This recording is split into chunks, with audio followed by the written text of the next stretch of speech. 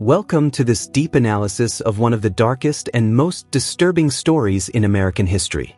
Tell us where you're watching from. I ask that you subscribe to the channel. It helps us continue bringing stories in this format. Well, here it is. The Appalachian Mountains stretched endlessly under the late September sky, their peaks crowned with the first hints of autumn gold and crimson. The air carried that particular crispness that only exists in the highlands of western North Carolina, where the elevation turns summer into a distant memory almost overnight. Route 19 wound through valleys carved by ancient rivers, past weathered barns and tobacco fields that had fed families for generations. This was a land of hard work and harder winters, where communities knew each other by first names and strangers were noticed immediately. Sarah Mitchell had been driving for 6 hours straight from Charlotte, her aging Honda Civic protesting every steep incline with worrying rattles that suggested the vehicle might not survive another mountain winter. At 32 years old, she had spent the last decade working for various agricultural nonprofits, documenting labor conditions and advocating for fair treatment of farm workers across the southeastern United States. Her work had taken her to tomato fields in Florida, poultry processing plants in Georgia, and tobacco farms throughout North Carolina. She had seen exploitation in many forms, but something about this assignment felt different from the moment she received the call. The tip had come through an anonymous hotline 3 weeks earlier. A woman's voice, barely above a whisper, speaking Spanish with a central Mexican accent, had reported concerning conditions at Thornwood apple orchards in Madison County. The caller had not identified herself, and the line went dead after just 45 seconds, but those seconds had been enough. The woman mentioned workers who never left the property, harvests that happened at night, and people who seemed afraid of their own shadows. The organization Sarah worked for, Agricultural Workers United, had logged hundreds of such calls over the years. Most led to violations of overtime laws or substandard housing. Some led to nothing at all. But occasionally, very occasionally, they uncovered something darker. Madison County sat in the heart of the Appalachians, a region known more for its scenic beauty and folk music heritage than for agricultural production. The area had small family farms, not the massive operations that typically drew scrutiny from labor advocates. Thornwood Orchards was not even on their radar until that phone call. A preliminary search revealed it was a medium-sized operation, about 200 acres, owned by the Thornwood family for 3 generations. Public records showed nothing unusual: proper business licenses, no citations, no complaints filed with the Department of Labor. On paper, it was as clean as mountain spring water. Sarah's supervisor had been skeptical about dedicating resources to investigate what might be a misunderstanding or a disgruntled worker's exaggeration. Budget constraints meant every field visit needed to be justified, and Madison County was not exactly on the way to anywhere. But Sarah had learned to trust her instincts over the years, and something in that anonymous caller's voice, a tremor that went beyond mere nervousness, had stayed with her. She had volunteered to go on her own time, during what was supposed to be a long weekend off. Her supervisor had reluctantly agreed, probably thinking she would find nothing and this would cure her of chasing ghosts. The late afternoon sun cast long shadows as Sarah turned off the main highway onto a narrow county road. Her GPS struggled to maintain a signal in the mountains, the little arrow on her phone screen spinning uncertainly before declaring she had reached her destination in 2 miles. The road deteriorated from weathered asphalt to gravel, and finally to hard-packed dirt rutted by tractor tires.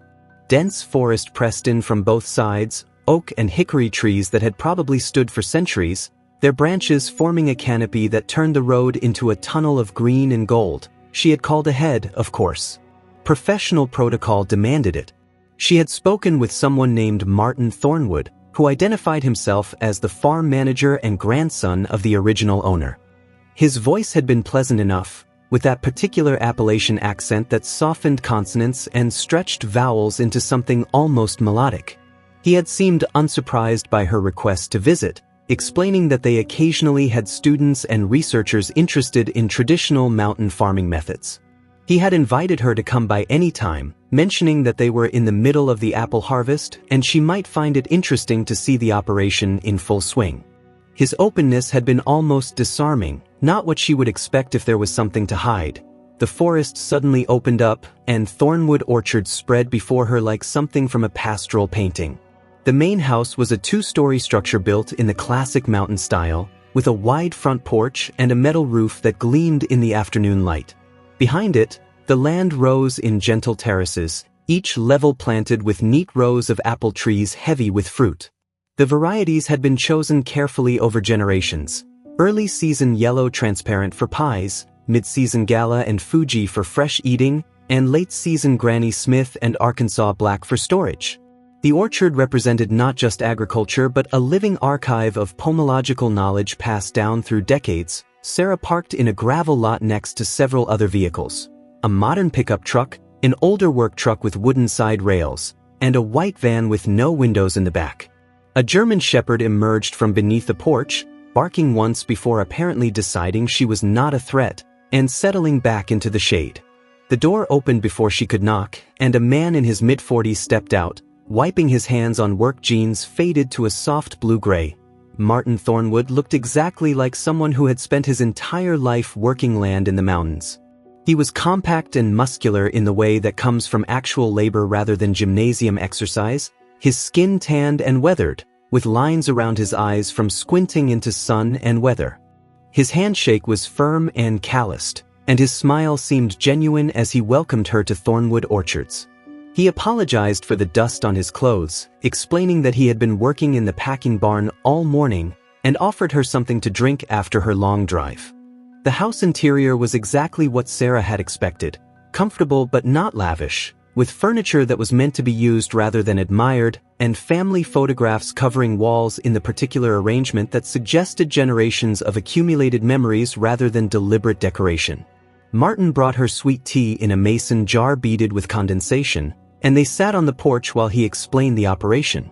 He spoke with obvious pride about the orchard's history, how his grandfather had started with just 10 acres in 1953, how his father had expanded during the good years of the 1970s and 80s, and how he was now working to keep the family business viable in an era of corporate agriculture and imported produce. He was convincing, Sarah had to admit. Everything he said aligned with what she knew about the challenges facing small farms in Appalachia. The economics were brutal. Land that was once valuable only for what it could produce was now worth more for development, property taxes climbed steadily, and younger generations left for cities where work did not depend on weather and market prices. Many old farms in these mountains had been sold off, converted into vacation properties, or simply abandoned to return to forest. The fact that Thornwood Orchards was still producing was itself a minor miracle of stubbornness and adaptation. When Sarah mentioned that she worked for an agricultural workers' advocacy organization, Martin's expression did not change, which was itself noteworthy.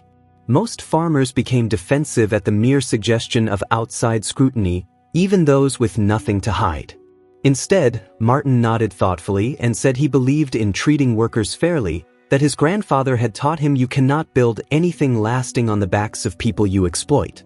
He offered to show her the entire operation, starting with the orchards themselves and then the processing and packing facilities. His openness was either the behavior of someone with absolutely nothing to hide, or someone very confident in their ability to conceal what needed concealing. They walked through the orchards as the sun began its descent toward the ridgeline.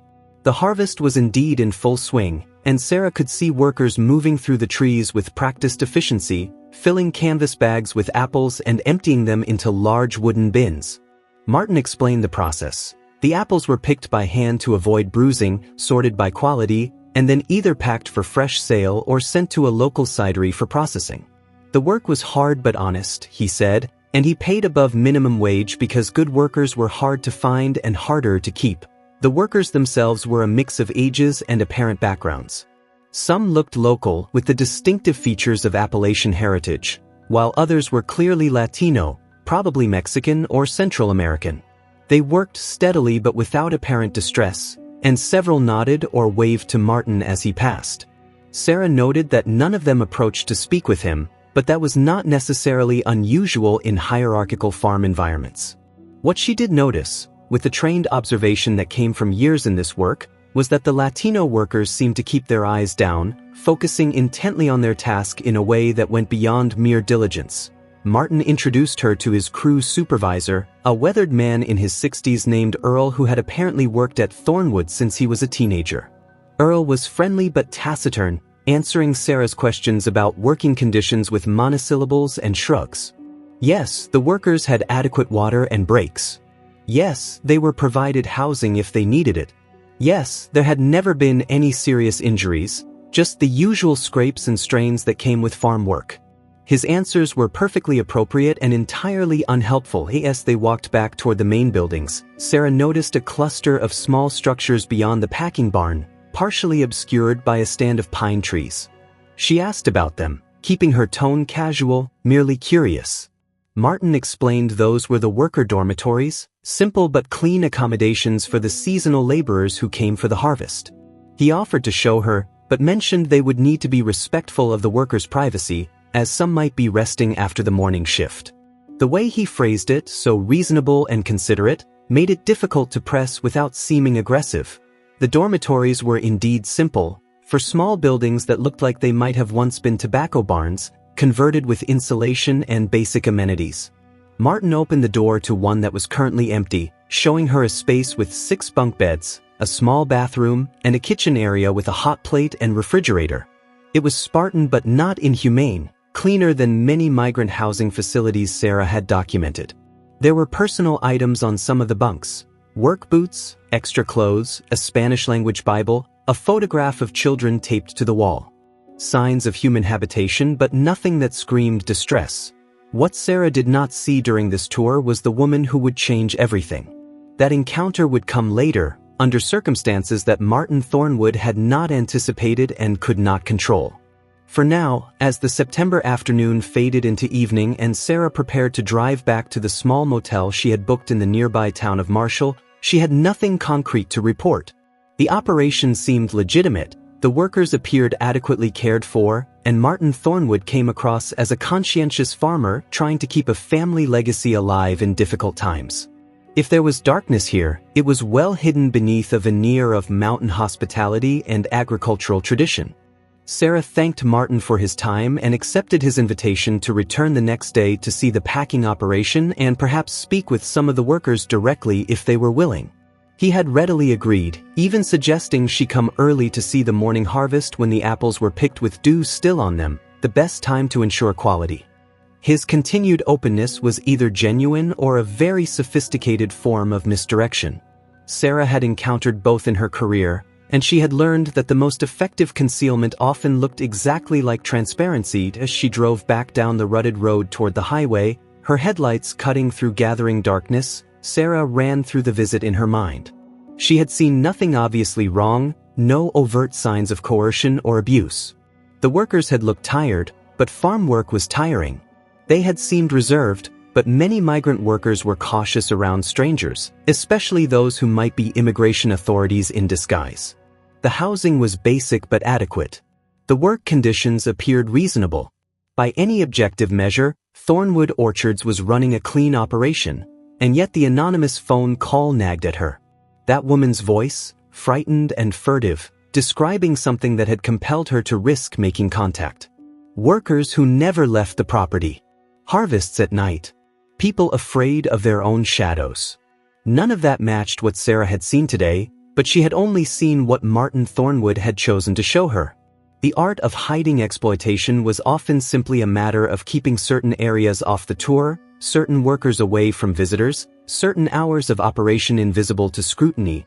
The motel in Marshall was exactly what she had expected, clean enough but dated, with furniture that had been modern in 1985 and air conditioning that protested loudly before producing tepid coolness. Sarah sat on the bed with her laptop, typing up notes while the observations were fresh. She documented everything she had seen, trying to maintain objectivity while acknowledging her lingering unease.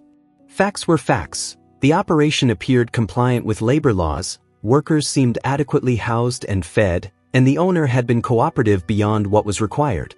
If she wrote a report based only on today's visit, it would give Thornwood Orchards a clean bill of health. But Sarah had not driven 6 hours into the mountains to write a report based on a single supervised tour. Tomorrow she would return, and she would push a bit harder, ask more pointed questions, and try to speak with workers away from management oversight. The truth, if there was a darker truth to be found, would require more than surface observation. It would require patience, persistence, and perhaps a bit of luck.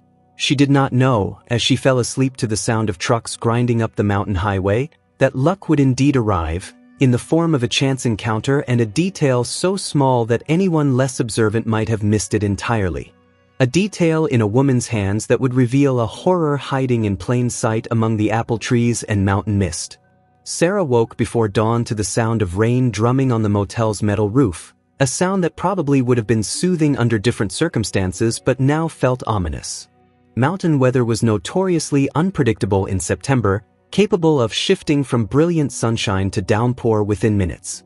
She checked her phone and saw a text message from Martin Thornwood, sent at 5:30 in the morning, apologizing that the rain would disrupt the harvest schedule and suggesting she come by around 9 when they would know better whether the weather would clear. The delay was simultaneously frustrating and useful. It gave Sarah time to drive into Marshall's small downtown and stop at a diner where locals gathered for breakfast. She had learned over the years that small-town diners were often better sources of information than official channels. People talked over coffee and biscuits, sharing gossip and observations they would never tell an outsider directly. The trick was to listen without appearing to listen, to be present without being intrusive. The diner was called Maggie's, a name that appeared on a hand-painted sign that had weathered decades of mountain seasons. Inside, it was exactly what Sarah had hoped. Vinyl booths patched with duct tape, a counter with swivel stools, and the smell of bacon and coffee strong enough to wake the dead. She took a seat at the counter and ordered coffee and eggs, exchanging pleasantries with the waitress, a woman in her 50s whose name tag read Linda and whose accent was so thick it was almost musical. The conversation around her was about normal small-town concerns. Whose son was getting married, whether the high school football team would make the playoffs, complaints about property taxes and the cost of everything going up. Sarah listened while pretending to focus on her phone, a technique that made people forget she was paying attention. It was 20 minutes before Thornwood Orchards came up in conversation, mentioned by an older man at a booth behind her. He was talking to someone about apple prices, lamenting that the big grocery chains were squeezing farmers on margins while charging consumers premium prices for what they called local and organic. He mentioned that Thornwood was one of the few operations still making it work, though he wondered how long they could hold on with labor costs climbing and competition from Washington state and international imports. His companion made a non-committal sound and changed the subject to something about a church fundraiser. The comment was innocuous, even sympathetic to Thornwood's situation. There was no hint of scandal or suspicion, just the resigned acknowledgement that farming was getting harder everywhere. Sarah finished her breakfast, paid her bill, and left Linda a generous tip along with a business card that identified her only as a researcher studying agricultural practices in Appalachia. It was vague enough to be true while avoiding the more loaded term labor advocate. By 9 o'clock the rain had diminished to a light mist, and Sarah drove back up the mountain to Thornwood Orchards. The landscape looked different in gray light and moisture, the autumn colors muted, the mountains disappearing into low clouds that clung to the ridgelines like smoke. The orchard road was muddy now, and her car slipped slightly on the steep sections, but she made it to the parking area without incident. Martin was waiting on the porch, wearing a canvas jacket beaded with moisture. He looked tired, with the particular exhaustion that came from worrying about weather and crops and timing. He explained that they would not be able to harvest today, as wet apples were prone to bruising and rot in storage, but he could show her the packing operation and introduce her to more of the crew. He seemed genuinely disappointed that she could not see the full harvest process, which again struck Sarah as either authentic dedication or skilled performance. The packing barn was a large metal structure built into the hillside, with loading docks on one side and the sorting and packing equipment occupying the interior. Inside, several workers were processing yesterday's harvest, running apples through a cleaning system and then sorting them by size and quality. The work was repetitive and required focus, as damaged fruit needed to be culled before packing. The barn was cool and smelled of apples and wood and machine oil, with the steady rhythm of the equipment creating a background hum that made conversation difficult. Martin introduced Sarah to several workers, all men, all willing to shake her hand and answer basic questions about their work. They described the job in simple terms. The hours were long during harvest season but manageable, the pay was fair, they had Sundays off and adequate breaks during the day. When Sarah asked if they lived on the property, a couple confirmed they stayed in the dormitories during the season but went home to their families once the harvest ended.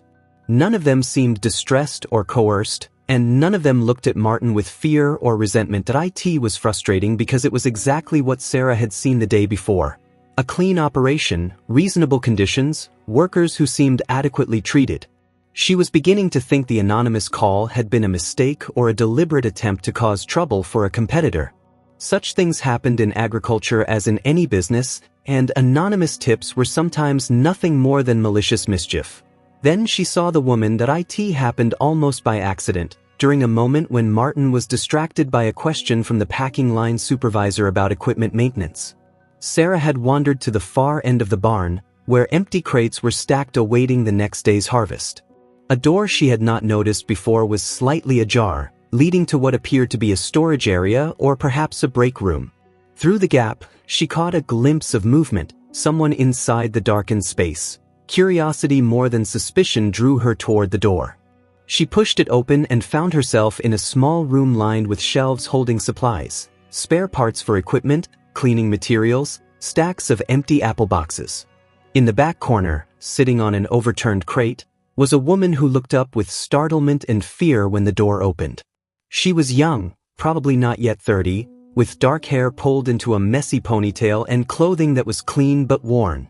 Her face was thin, with the gaunt look of someone who did not get quite enough to eat, and her eyes held an expression Sarah had seen before in people who had experienced sustained trauma. Sarah started to apologize for the intrusion, but the woman stood abruptly, and that was when Sarah saw her hands.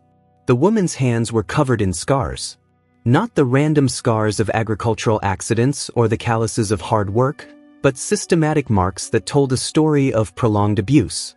Her palms showed evidence of rope burns, old and layered, suggesting repeated binding over extended periods. Her fingers bent at slight angles that indicated they had been broken and healed without proper medical attention. Most disturbing were the marks around her wrists, circular scars that could only have come from restraints worn so constantly that they had worn through skin into permanent damage. Sarah had seen similar injuries before, but only in photographs from human trafficking cases presented at conferences and training sessions. Seeing them in person, on a living woman standing 3 feet away in a storage room of an apple packing barn in rural North Carolina, created a visceral reaction that professional detachment could not buffer. The woman noticed Sarah staring and quickly pulled her sleeves down over her wrists, a practiced gesture that spoke of shame and concealment. Before Sarah could speak, footsteps approached from the main barn area. The woman's expression transformed from fear to absolute terror. She grabbed Sarah's arm with surprising strength, her scarred fingers gripping hard enough to hurt, and whispered a single word in Spanish, "Ayúdame. Help me." Then she released Sarah and sat back down on the crate, arranging her face into a blank expression that was somehow more disturbing than the fear had been. Martin appeared in the doorway, his friendly expression tightening slightly when he saw Sarah in the storage room. He asked if she had gotten lost, his tone still pleasant but with an edge that had not been there before. Sarah made an excuse about looking for a bathroom, knowing it was transparently false but unable to think of anything better in the moment. Martin pointed her toward the facilities on the other side of the barn, and as Sarah walked away, she felt his eyes on her back, assessing and calculating. The woman in the storage room did not look up as Sarah left. She sat motionless on the crate, her damaged hands folded in her lap, hidden beneath her sleeves. Sarah wanted to run back, to grab the woman and get her out of there immediately, but years of training kicked in. Rushing in without planning often made situations worse, endangered victims further, and allowed perpetrators to destroy evidence or disappear. What she needed now was to maintain her cover, gather more information, and contact the proper authorities with enough evidence to warrant immediate intervention. Sarah returned to the main barn area and continued the tour as if nothing had happened, asking appropriate questions about apple varieties and packing procedures while her mind raced. Martin seemed to relax as the visit proceeded normally, his initial suspicion fading back into the role of proud farm owner. When Sarah mentioned she needed to head back to Charlotte that afternoon but would include Thornwood orchards in her research report, Martin seemed genuinely pleased and invited her to return during next year's harvest. The drive back down the mountain was a blur. Sarah's hands shook on the steering wheel as she processed what she had seen. The woman's scars were not ambiguous. They told a clear story of captivity and abuse. The terror in her eyes when footsteps approached, the practiced way she concealed her injuries, the desperate whispered plea for help, these were the markers of someone being held against their will. As soon as she reached an area with reliable cell service, Sarah pulled over and called her supervisor. The conversation was tense and urgent. Her supervisor listened to the description of the woman's injuries and immediately understood the implications. This was no longer a routine labor investigation. This was potential human trafficking, possibly forced labor, crimes that fell under federal jurisdiction and required immediate law enforcement involvement. The decision was made to contact the FBI field office in Asheville. Human trafficking cases were handled by the Bureau's Civil Rights Division, and they had protocols for exactly this type of situation. Sarah was instructed to write a detailed report immediately, including everything she had observed, and to avoid any further contact with Thornwood Orchards until authorities could investigate. The last thing they wanted was to spook Martin Thornwood into moving or harming potential victims. Sarah spent that evening in the Marshall Motel room writing the most important report of her career. She documented every detail: the woman's scars, the fear in her eyes, the whispered plea for help. She described the layout of the property, the location of the worker dormitories, the number of people she had seen, and Martin Thornwood's behavior throughout both visits. She noted the white van with no windows, the dormitories partially hidden by trees, and the fact that some workers seemed to avoid eye contact and conversation. The report went to her supervisor, who forwarded it to the FBI along with a formal complaint. Sarah knew from experience that federal investigations moved slowly, requiring warrants and surveillance and careful coordination. It could be days or even weeks before anything happened. The thought of that woman remaining in captivity for even one more day was agonizing, but Sarah also knew that hasty action could result in evidence being destroyed and victims being moved or silenced. She did not sleep well that night. Every time she closed her eyes, she saw the woman's hands, the rope-burn scars, the crooked fingers. She thought about the anonymous call that had brought her here, wondering if it had been made by this same woman, if she had somehow managed a brief moment of access to a phone and used it to call for help. The voice on that call had been terrified and rushed, speaking Spanish with what Sarah now recognized might have been the same Central Mexican accent. FBI Special Agent Marcus Webb had been working human trafficking cases for 7 years, and he had learned that they rarely looked like what people expected. The public imagination, shaped by movies and television, pictured trafficking as dramatic kidnappings and obvious captivity. The reality was usually much more subtle: victims who appeared to move freely but were controlled through debt, fear, threats against family members, or immigration status manipulation. The best traffickers did not need chains when psychological coercion worked just as well and drew far less attention. The report from Agricultural Workers United had landed on his desk on a Friday afternoon, and he had read it with the practiced eye of someone who had reviewed hundreds of similar complaints. Most led to labor violations that were handled administratively rather than criminally. Some led to immigration issues that were referred to ICE. A small percentage revealed actual trafficking situations that warranted federal prosecution. The trick was determining which category any given case fell into before investing significant investigative resources. What caught Webb's attention in this particular report was the description of the victim's hands. Sarah Mitchell had been thorough and clinical in her documentation, describing the scars in detail that suggested she understood their significance. Rope burns from prolonged restraint, improperly healed fractures, circular scarring consistent with constant shackling. These were not the injuries of exploited labor but of genuine captivity. If the report was accurate, and Webb had no reason to doubt it, then Thornwood Orchards was holding at least one person in conditions that constituted slavery. The challenge was building a case that would hold up in federal court. They needed to document the trafficking, identify all victims, gather evidence of force, fraud, or coercion, and build a prosecutable case against whoever was responsible. That required surveillance, financial investigation, interviews with potential witnesses, and ultimately a carefully coordinated raid that would secure victims and evidence while preventing destruction of either. Webb assigned 2 other agents to the case and began the methodical process of building an investigation. They started with public records, pulling everything available on Thornwood Orchards and the Thornwood family. The business had been operating since 1953, passed from grandfather to father to the current operator, Martin Thornwood. Tax records showed modest but consistent profits, nothing that suggested unusual wealth but also nothing that indicated financial distress that might motivate trafficking. Property records confirmed the family owned 200 acres free and clear, with no mortgages or liens. Martin Thornwood himself had a clean record. No arrests, no civil judgments, not even a speeding ticket in the past decade.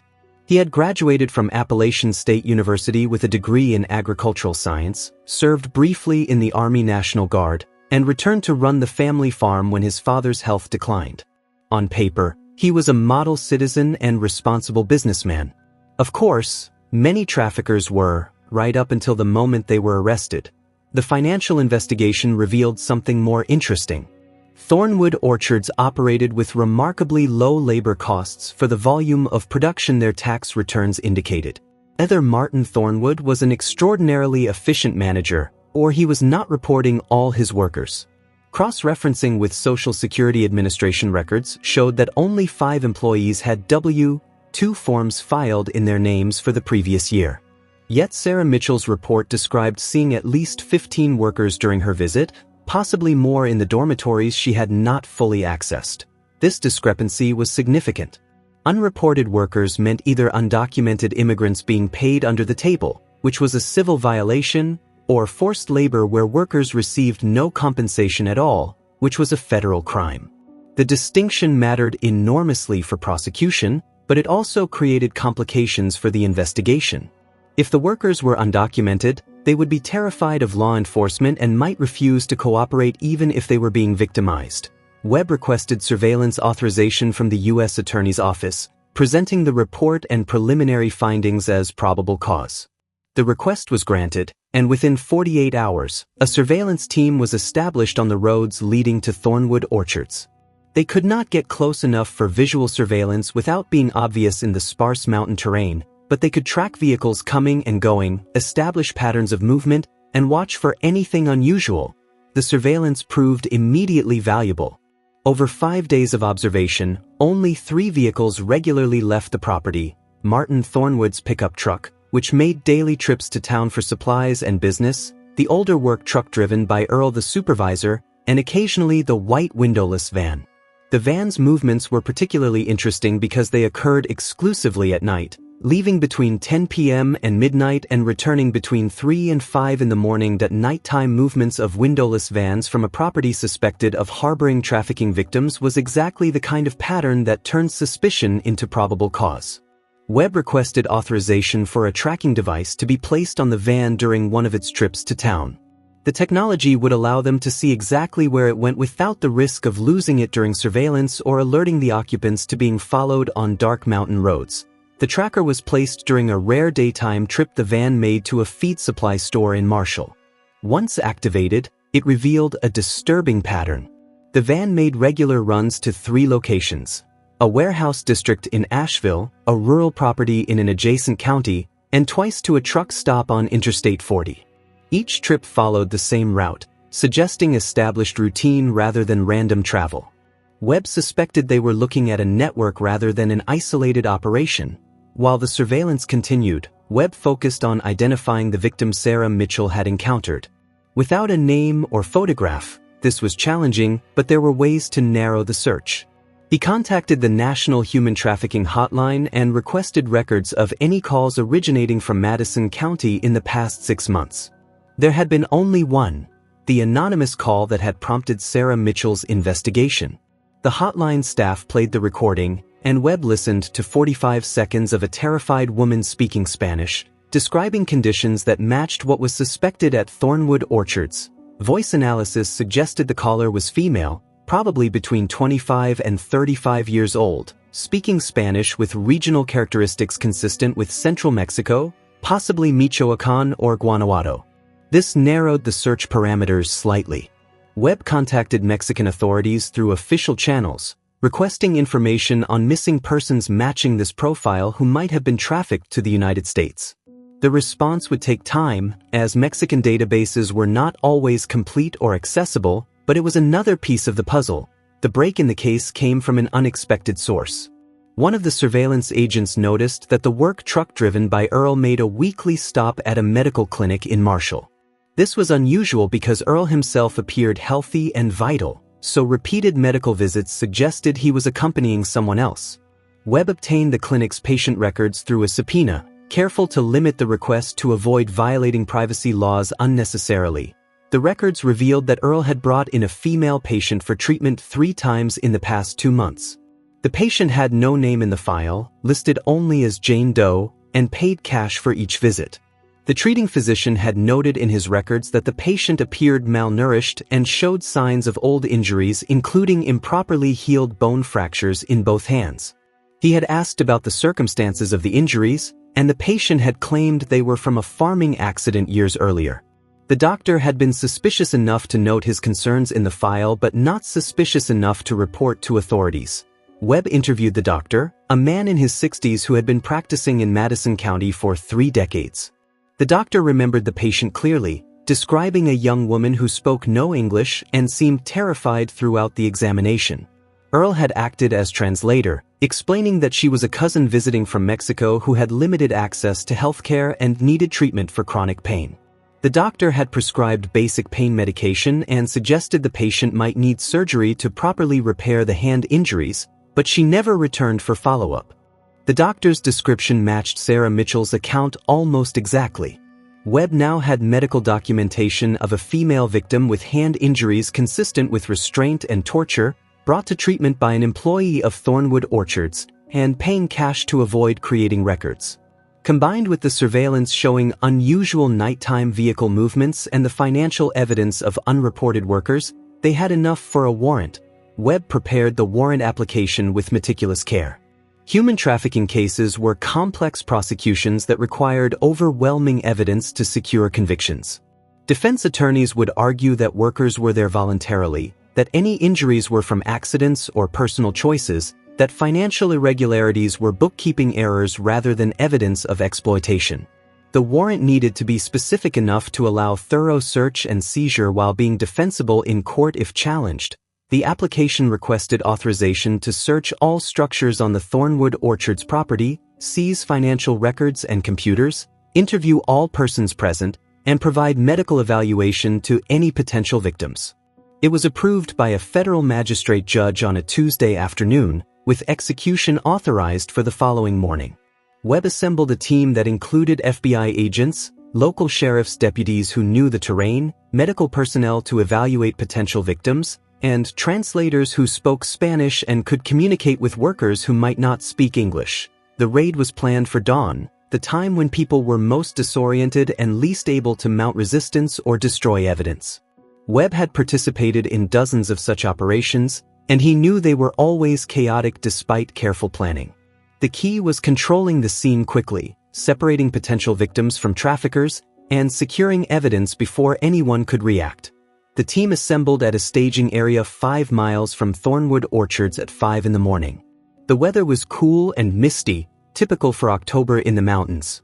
Webb briefed everyone on their assignments, emphasized that their primary goal was victim safety rather than arrests, and reminded them that many of the people they encountered might be terrified of law enforcement and need gentle handling. At precisely 5:45, the convoy moved up the mountain road toward Thornwood Orchards.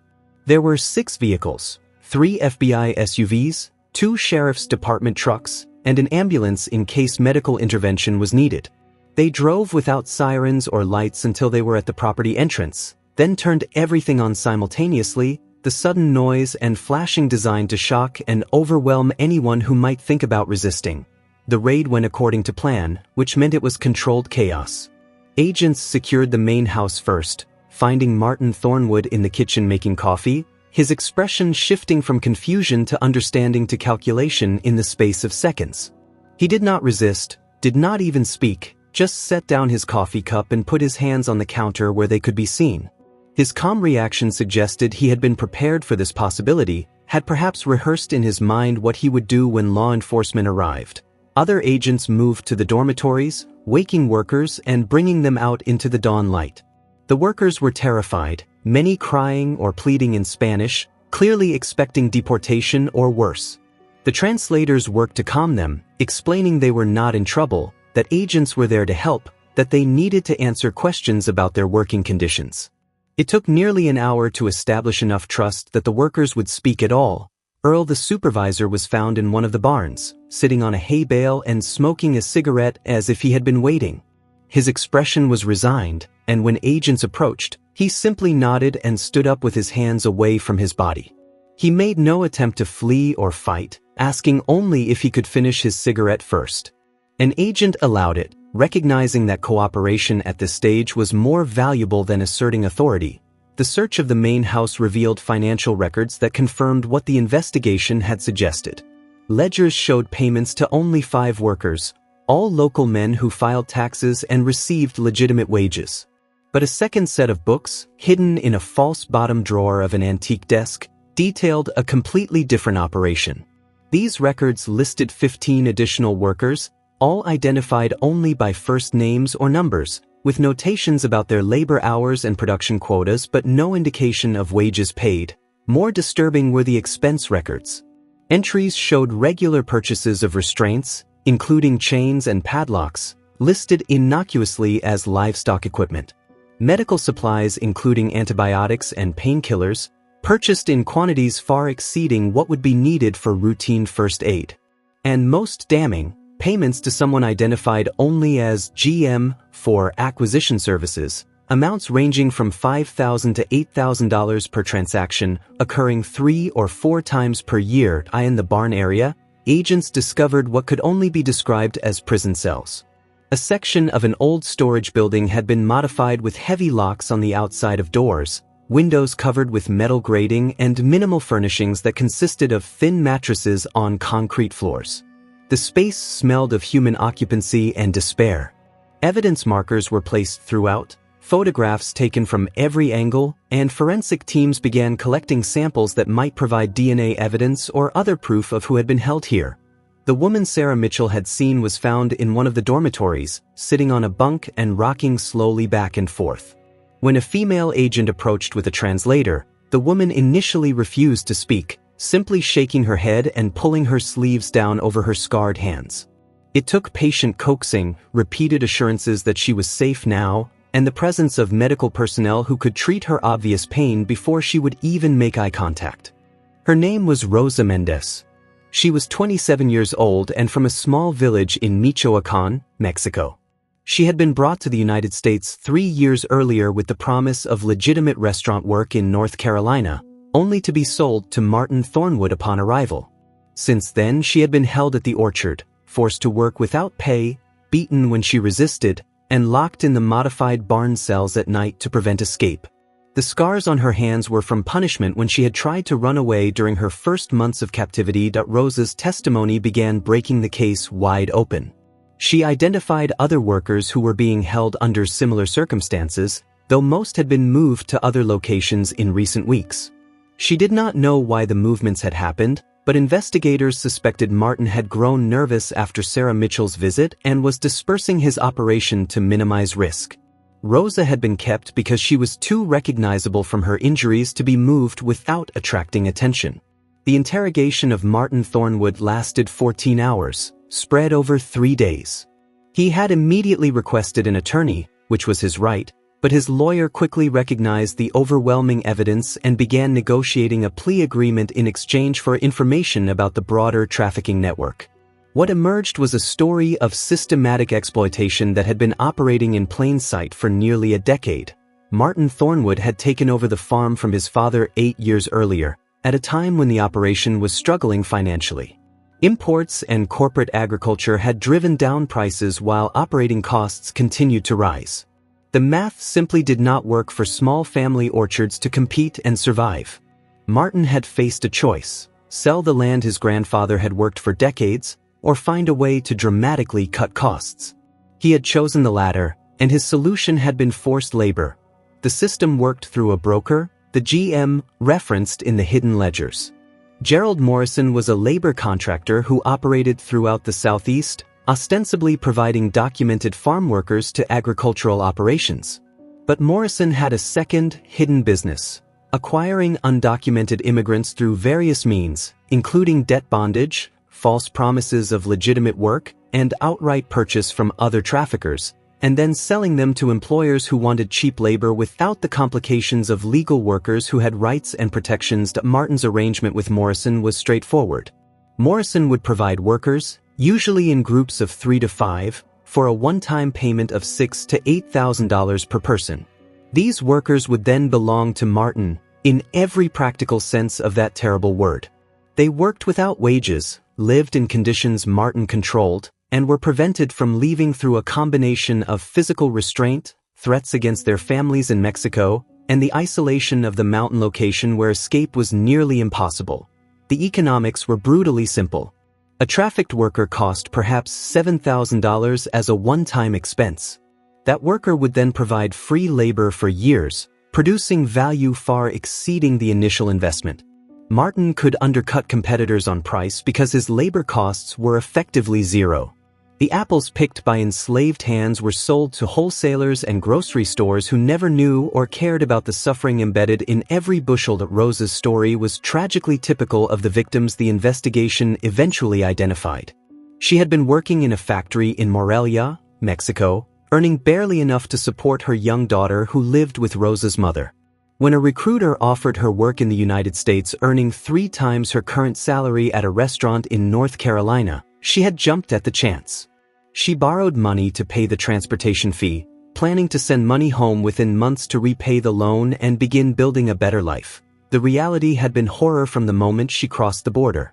The promised restaurant job did not exist. Instead, she was taken to a house in South Carolina where several other women were being held. There, Gerald Morrison informed them they now owed him $15,000 each for transportation and documentation, debts that would be worked off through agricultural labor. When Rosa protested that she had only been promised restaurant work and had already paid transportation costs, Morrison broke 2 of her fingers as an example to the other women.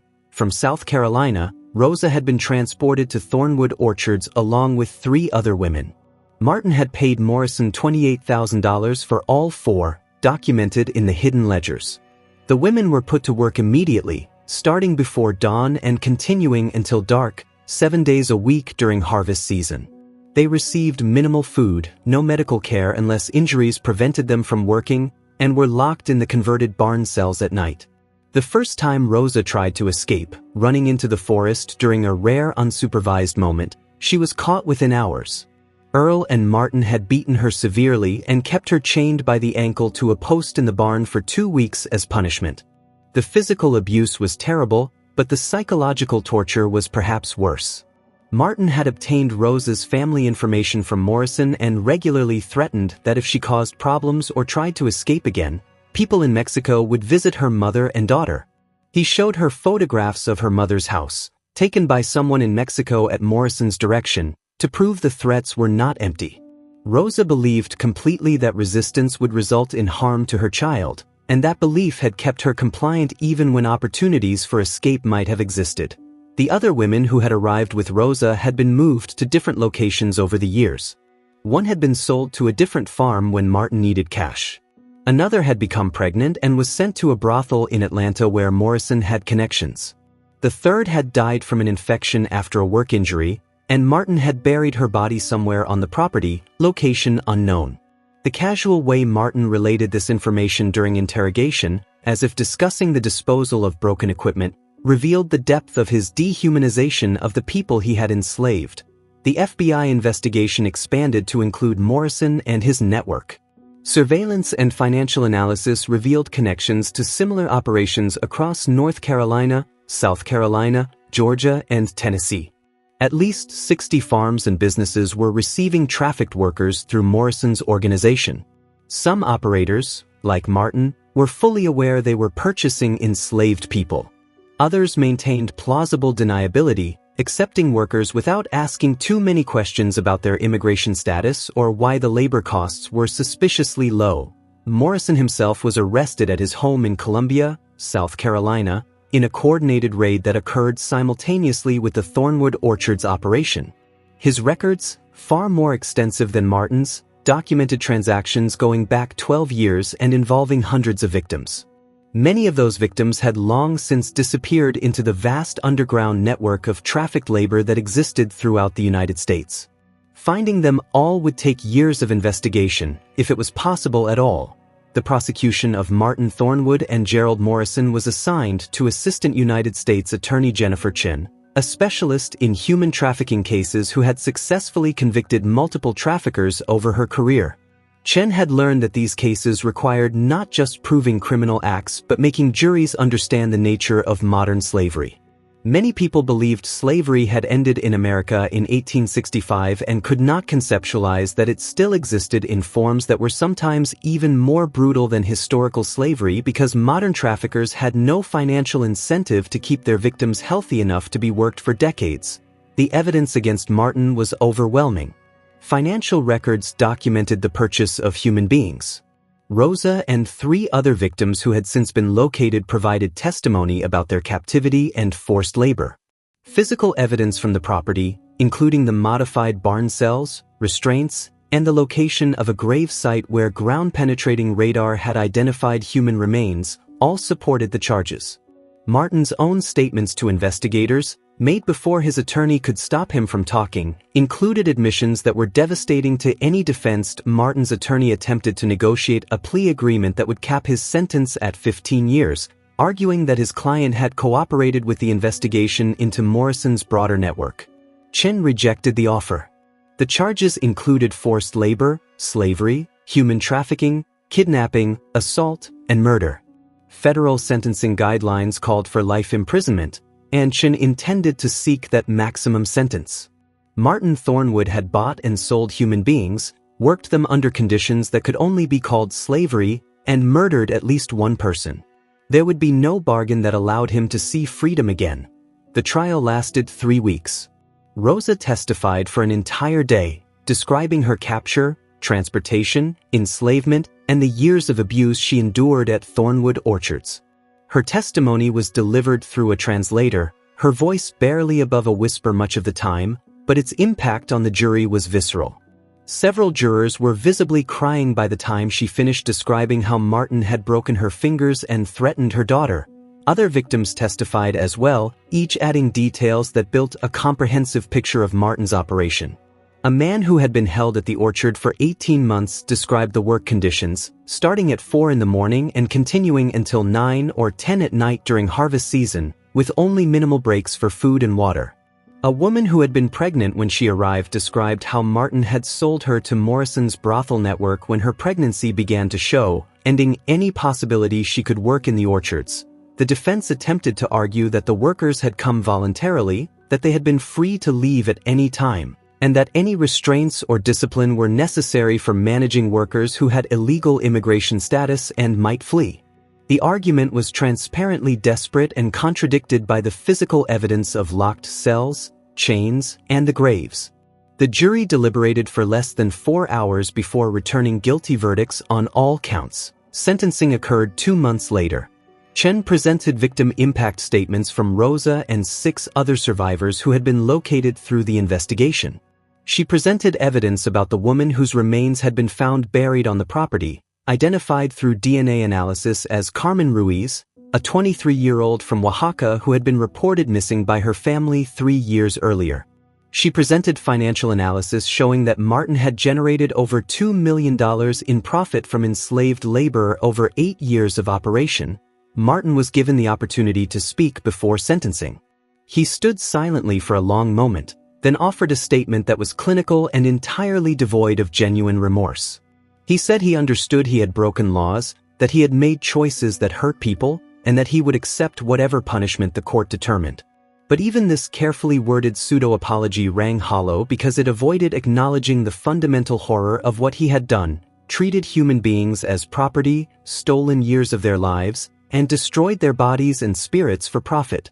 The judge, a woman in her 60s who had been on the federal bench for 20 years, was not moved by Martin's statement.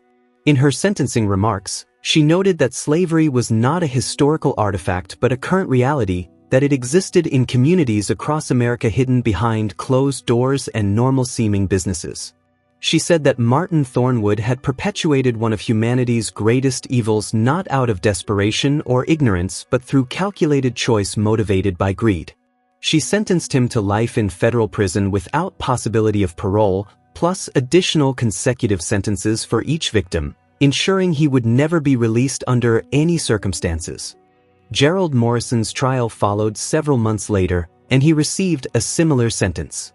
The broader investigation into his network continued for years, eventually identifying over 200 victims and leading to prosecutions of 47 individuals across 6 states. Many victims were never found, disappeared into the vast underground economy, or dead in graves that would never be discovered. For Rosa Mendez and the other survivors, the end of the trial did not mean the end of their ordeal. They faced deportation proceedings because they were undocumented immigrants, though special visas were available for trafficking victims who cooperated with prosecutions. Rosa applied for and received a T visa, which allowed her to remain in the United States and eventually apply for permanent residency. She used the Victim Compensation Fund to bring her daughter from Mexico, and they settled in a small town in Virginia where Rosa found work at a restaurant, the job she had originally been promised 3 years earlier. The psychological scars, however, would never fully heal. Rosa suffered from severe PTSD, experiencing nightmares and flashbacks that could be triggered by seemingly innocuous stimuli. The smell of apples, the sound of someone locking a door, any man who reminded her even slightly of Martin or Earl. She attended therapy twice weekly and participated in a support group for trafficking survivors, but the damage from 3 years of captivity and abuse was profound and permanent. Her daughter, who had been 6 when Rosa left Mexico and was now 9, struggled to reconnect with a mother who had become a stranger and was frequently distant and emotionally unavailable due to trauma. Sarah Mitchell followed the case through trial and sentencing, attending the proceedings when her schedule allowed. She testified briefly about her initial investigation and the visit to Thornwood Orchards where she had seen Rosa. Looking back, Sarah felt a complex mixture of pride in having recognized the signs of trafficking and guilt about not acting more quickly. Every day that had passed between her seeing Rosa's scarred hands and the FBI raid represented another day Rosa spent in captivity. Rationally, Sarah knew that proper procedure had been necessary to build a prosecutable case, but emotionally she would always wonder if there had been another way. The apple harvest at Thornwood Orchards never happened again after the raid. The property sat empty through that fall and the following spring, trees unpruned and going wild, buildings slowly deteriorating. Eventually, the land was seized as proceeds of crime and auctioned by the federal government.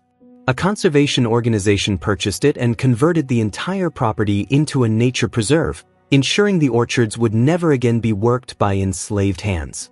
A small plaque at the preserve entrance mentioned that the land had been the site of modern slavery and was now dedicated to freedom and remembrance, though it did not detail the horrors that had occurred among those trees. The story gained national attention when a documentary filmmaker created a film about the case, featuring interviews with Rosa, other survivors, investigators, and prosecutors. The film, titled Harvest of Shame, was broadcast on a major streaming platform and reached millions of viewers. Many expressed shock that slavery still existed in America, that it could happen in rural communities that looked normal and peaceful, that traffickers could be seemingly respectable businessmen rather than obviously criminal figures. But for those who worked in anti-trafficking advocacy, the Thornwood case was not surprising at all. It was one of hundreds of similar operations discovered each year, and probably thousands more that remained hidden. The economics of exploitation were too profitable, the vulnerability of undocumented immigrants too easy to leverage, and the willingness of consumers to demand impossibly cheap products too strong for trafficking to be eliminated through prosecutions alone. Systemic change required addressing the root causes. Poverty and lack of opportunity in source countries that made people desperate enough to trust recruiters promising jobs abroad, immigration policies that created large populations of vulnerable undocumented workers with no legal recourse, consumer demand for products so cheap they could only be produced through exploitation, and inadequate resources for labor enforcement agencies to inspect and investigate the vast number of workplaces where trafficking might occur. Rosa understood these systemic issues better than most because she had lived them. In interviews, she spoke about how the promise of a better life had made her vulnerable to Morrison's recruitment, how her undocumented status had made it impossible to seek help even when opportunities might have existed, and how Martin had known exactly which threats would be most effective in controlling her. She advocated for immigration reform that would provide legal pathways for workers seeking legitimate employment, increased funding for labor enforcement, and severe penalties for employers who engaged in trafficking. Her advocacy work became a form of healing, transforming her victimization into purpose. She spoke at conferences, met with legislators, and worked with organizations supporting trafficking survivors. The work was emotionally difficult, requiring her to repeatedly revisit her trauma, but it also gave her a sense of control that had been stolen during her years of captivity. She could not change what had happened to her, but she could try to prevent it from happening to others.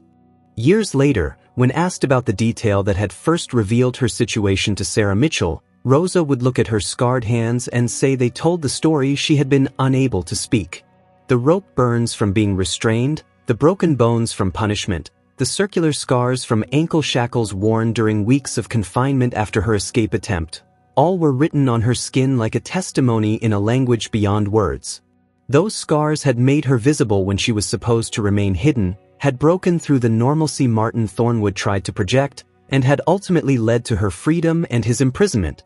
The case of Thornwood Orchards became a teaching example in law enforcement training, in social work programs, and in courses about modern slavery. The seemingly simple harvest in the Appalachians, the cooperative farm owner, the clean operation that looked legitimate on the surface, all illustrated how trafficking hid in plain sight. And the detail in Rosa's hands, noticed by an observant advocate during a moment of chance encounter, showed how liberation sometimes came through small observations rather than dramatic interventions. For Rosa, freedom was complicated. She was no longer physically captive, no longer forced to work without pay, no longer locked in a cell at night. But the psychological captivity continued in nightmares and flashbacks, in the startled response when someone approached her unexpectedly, in the difficulty trusting anyone or feeling safe anywhere. True freedom, she came to understand, was not just the absence of physical chains but the rebuilding of a self that trauma had shattered. That rebuilding would take the rest of her life, a harvest of healing measured in seasons and years rather than days and weeks. The story that had seemed simple on the surface, just another apple harvest in the mountains, revealed itself to be a horror hiding behind rural Americana and family tradition. And the detail in a woman's hands, scars that told of suffering and survival, became the thread that unraveled the entire operation and brought a measure of justice to those who had been treated as less than human in a country that had supposedly abolished slavery more than a century and a half earlier. To uncover more stories that reveal the hidden secrets and forgotten mysteries of the past, leave a like if this deep investigation kept you hooked until the end. I invite you to subscribe to the channel. Did you know that 80% of people who watch aren't subscribed and end up missing incredible stories? It costs nothing. Oh, and tell us in the comments where you're watching from and share other dark tales that, in your opinion, deserve to be explored here on the channel. See you soon.